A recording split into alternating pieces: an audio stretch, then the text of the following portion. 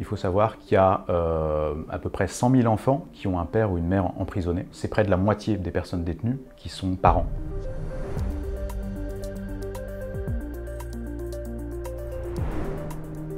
La prison est une peine familiale. La prison ne concerne pas seulement la personne détenue, mais elle s'abat sur tout leur environnement, sur tous leurs proches. Il faut savoir qu'il y a à peu près 100 000 enfants qui ont un père ou une mère emprisonnés. C'est près de la moitié des personnes détenues qui sont parents. La grande majorité de ces personnes sont des pères de famille, puisque les femmes sont très peu nombreuses en détention.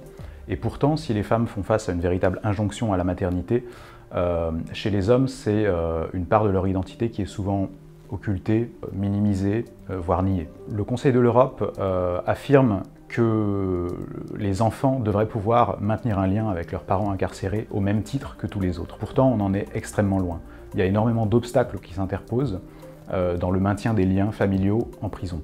Il y a évidemment d'abord des obstacles psychologiques, c'est très compliqué d'investir sa famille, sa parentalité, quand on est en prison, confronté à énormément d'autres problèmes. Il y a évidemment des questions de droit de visite et d'autorité parentale, et là-dessus, il ne s'agit pas du tout de dire que le maintien des liens familiaux doit primer sur toute autre considération. L'essentiel doit être l'intérêt supérieur de l'enfant, et donc une démarche au cas par cas. Ensuite, il y a des obstacles très pratico-pratiques. Pour rendre visite à un parent incarcéré, il faut d'abord pouvoir réserver un créneau de parloir. C'est souvent quelque chose qui est très contraignant, qui prend énormément de temps. Les créneaux sont très peu nombreux, d'autant plus avec la surpopulation. Ensuite, il faut pouvoir aller en prison. Les prisons sont souvent isolées, dans des endroits dérobés au regard, donc à l'écart des grands centres urbains. Tout ça représente des coûts qui sont particulièrement compliqués à supporter pour des familles de personnes détenues qui sont souvent marquées par des situations de précarité. Ensuite, un parloir, c'est souvent un environnement assez hostile pour un enfant.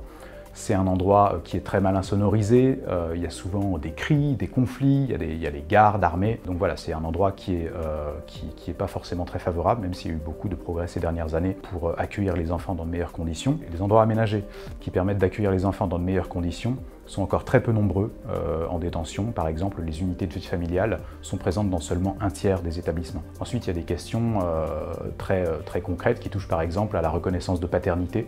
C'est très souvent compliqué de faire reconnaître un enfant qui est né pendant que la personne était déjà en détention.